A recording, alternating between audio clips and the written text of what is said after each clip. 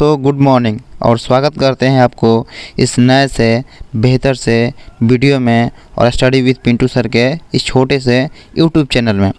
तो अगर आप इस वीडियो पर पहले बार चैनल पर आए हैं तो चैनल को सब्सक्राइब लाइक कमेंट करना ना भूलें, क्योंकि एजुकेशन से रिलेटेड आपको इस पर वीडियो प्राप्त होती रहती है। आप लोग देख सकते हैं मेरे कम्युनिटी पोस्ट्स में मैंने सारी क्वेश्चन जो यूपीएससी और बीपीएससी से पूछे गए हैं सारी क्वेश्चन मैंने पोस्ट किया हूँ और आगे भी करता रहूँगा। तो इस चैनल को सब्सक्राइब जरूर कर लीजिए। और आज के इस क्लास में हम लोग पॉलिटी सीखेंगे, ठीक है ना। मुफ्त में हम पॉलिटी पढ़ रहे हैं यूपीएससी और बीपीएससी के रिगार्डिंग। जो उससे क्वेश्चन बनता है वही क्वेश्चन करेंगे, उससे बाहर का नहीं करेंगे। उसी के हिसाब से हम लोग क्वेश्चन को किया करेंगे। चलो देखिए आज क्या क्या पढ़ेंगे ये देख लेते हैं। टॉपिक टू कवर, ठीक है ना। क्या क्या टॉपिक हम कवर करने वाले हैं देखिए। सबसे पहले देखते हैं प्रस्तावना क्या है, ठीक ना। प्रस्तावना क्या है और उसकी पृष्ठभूमि देखेंगे, तब उसका तत्व देखेंगे, उसकी विशेषता, उद्देश्य और उसके सही जितने सारे केस लॉ हुए हैं, विवाद हुए हैं, उस चीज़ को हम कवर करेंगे एकदम धीरे धीरे, एकदम स्लोली।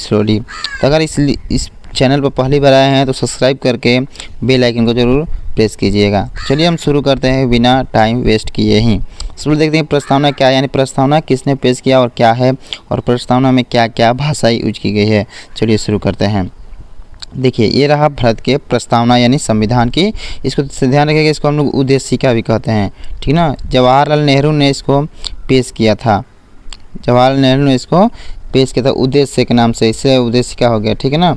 आपको मिल जाएगा। चलिए हम शुरू करते हैं। इसमें क्या लिखा है, हम भारत के लोग भारत को एक संपूर्ण प्रभुत्व संपन्न समाजवादी, ठीक है, क्या है, समाजवादी पंथ निरपेक्ष लोकतंत्रात्मक गणराज्य बनाने के लिए उसके समस्त नागरिकों को सामाजिक आर्थिक राजनीतिक न्याय। अब क्वेश्चन आएगा इसमें न्याय कैसा बात किया गया है, 3 प्रकार के न्याय, सामाजिक आर्थिक और राजनीतिक न्याय की बात की गई है। तो उसके बाद विचार अभिव्यक्ति विश्वास धर्म और उपासना, 3 ये सभी प्रकार की स्वतंत्रता हमें प्राप्त है। प्रतिष्ठा और अवसर की समता प्राप्त करने के लिए उन सब में व्यक्ति की गरिमा, राष्ट्र की एकता अखंडता सुनिश्चित करने वाली बंधुता को बढ़ाने के लिए दृढ़ संकल्प होकर अपनी इस संविधान सभा में, ठीक है ना, किसमें, संविधान सभा में कब पेश हो रहा है, आज तारीख कितना है, 26 नवंबर 1949 को, ठीक है ना। ये संवत 2006 विक्रम, ठीक है ना। ये तो द्वारा संविधान को अंगीकृत अधिनियमित और आत्मपीड़ित करते हैं, ठीक है ना। ये रहा हम लोग का प्रस्तावना, किसने, जवाहरलाल नेहरू ने इसको पेश किया था, ठीक है ना। चलिए अपने स्लाइड के हिसाब से हम लोग आगे बढ़ेंगे। स्लाइड में देखिए क्या है, फिर देख ले प्रस्तावना क्या है, हम पढ़ लिया। उसके बाद प्रस्तावना के अब हम पृष्ठभूमि देखेंगे, ठीक ना। चलिए शुरू करते हैं, पृष्ठभूमि देखते हैं। ये हम लोग का सबसे पहले तो कुछ क्वेश्चन है इसमें, ये देख लेते हैं। ये भारत के संविधान कॉन्स्टिट्यूशन ऑफ इंडिया की प्रस्तावना, ठीक है ना, किसकी है, कॉन्स्टिट्यूशन ऑफ इंडिया, ये ध्यान रखिएगा। ये भारत के संविधान को नियंत्रित करने वाले सिद्धांतों को चिन्हित करने वाला एक परिचयात्मक का है वक्तव्य है। ये संविधान के मसौदा तैयार करने के पीछे संविधान सभा की प्रकृति क्या है, प्रकृति और उद्देश्य की प्रस्तावना करता है। उसकी प्रकृति क्या है और उद्देश्य क्या है ये जानने का मुख्य बातें थी इसमें। इसमें उस स्रोत का उल्लेख है जहाँ संविधान को शक्ति मिलती है, ठीक ना, जहाँ संविधान की शक्ति मिलती है, यानी भारत के लोग का उल्लेख है। चलिए हम पृष्ठभूमि देखते हैं। ये रहा हम लोग का पृष्ठभूमि। देखिए संविधान सभा ने इसे 26 नवंबर 1949 को अपनाया, उसमें लिखा है ना 26 नवंबर 1949 को अपनाया।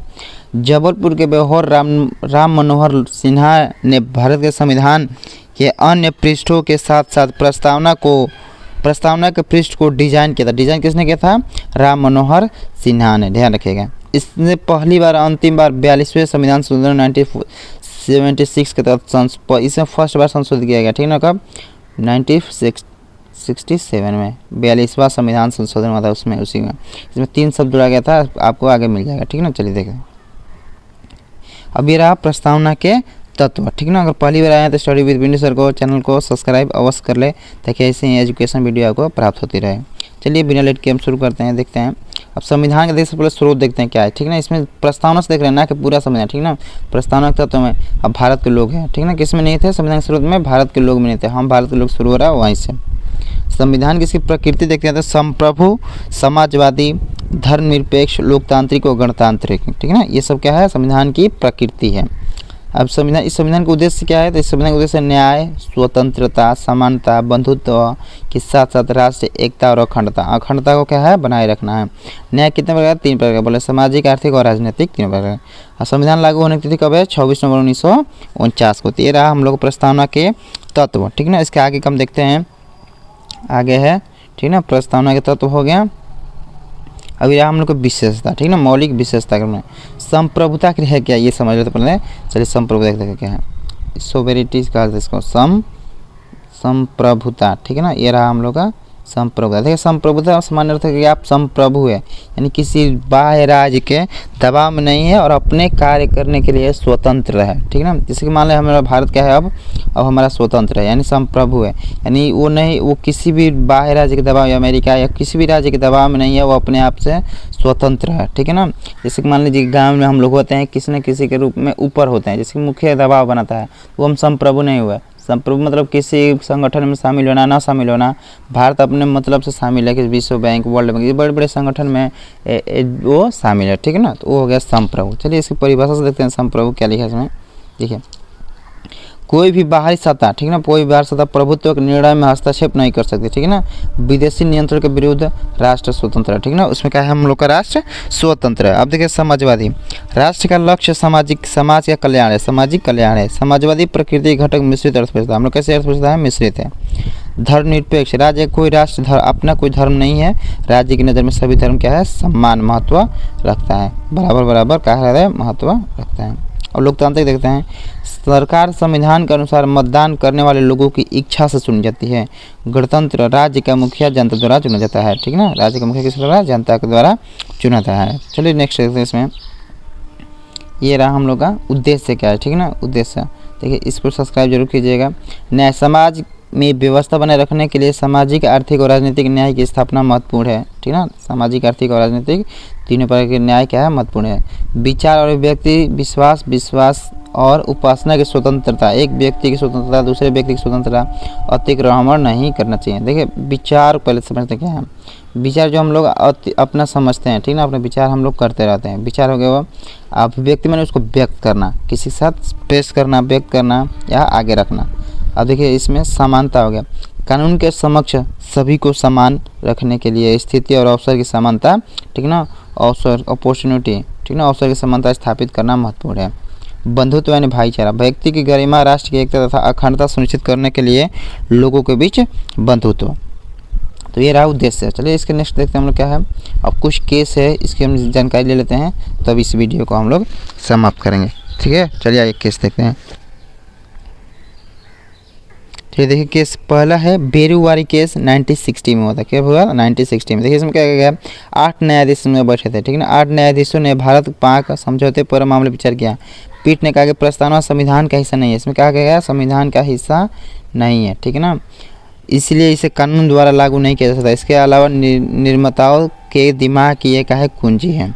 और फिर उसके बाद केशवानंद भारती केरल राज्य के मामले में 1973 में ये केस हुआ।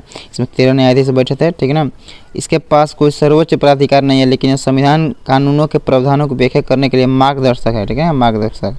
अब संघ सरकार LIC, इसमें कहा गया देखिए सर्वोच्च न्यायालय द्वारा कि प्रस्तावना संविधान का अभिन्न एक अंग है, लेकिन यह न्यायालय के समक्ष कानूनी रूप से लागू योग्य नहीं है। अब SR बोमईवाद, ठीक है ना।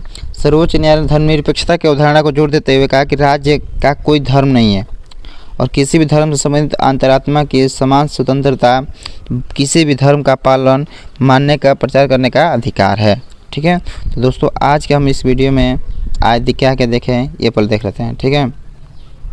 एक सेकंड देखिए दोस्तों, आज की इस वीडियो में हम देखेंगे सब प्रस्तावना क्या है, ठीक ना। प्रस्तावना हम पढ़े, प्रस्तावना में हम भारत के लोग हैं ये सब समाहित है। उसके बाद प्रस्तावना की पृष्ठभूमि कहाँ से ली गई है, क्या किसने पेश किया, और प्रस्तावना के तत्व, उसके बाद इसकी विशेषता क्या है, इसके उद्देश्य क्या है, इसमें विवाद या केस लॉ क्या है। तो चलिए अब प्रैक्टिस से क्वेश्चन लिख लीजिए, ठीक है। उसके बाद आप इसको वीडियो को रोकते हैं। मेंस का क्वेश्चन है, ठीक है ना। ये प्रस्तावना क्या है, विशेषता के साथ उल्लेख करें 150 शब्द में। तो आज इस वीडियो में इतना ही, रोकते हैं और नेक्स्ट वीडियो के लिए इस चैनल को सब्सक्राइब, लाइक, कमेंट करना ना भूलिएगा। कोई भी प्रॉब्लम इशू हुआ हो आप लोग बताइए कमेंट में, मैं उसको सॉल्व करूँगा। आज की इस वीडियो में इतना ही। धन्यवाद दोस्तों।